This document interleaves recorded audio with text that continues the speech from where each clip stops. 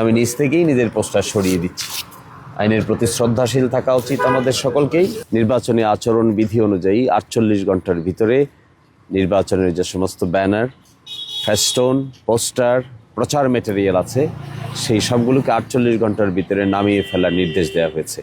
একই সাথে আলোকসজ্জা সহ যত ধরনের প্রচার মেটেরিয়াল আছে সবগুলোকে আপাতত বন্ধ করে নামিয়ে দেওয়ার নির্দেশ দেওয়া হয়েছে। সংশ্লিষ্ট ব্যক্তিরাই তা করতে হবে, যেহেতু এটা একটা আইন, রাষ্ট্রের আইন, নতুন আইন জারি হয়েছে, নতুনভাবে নির্বাচন হবে বাংলাদেশে। সেই জন্য আমাদের পোস্টার আমরা নিজেরাই এগুলো ছড়িয়ে দেওয়ার ফেলে দেওয়ার চেষ্টা করছি।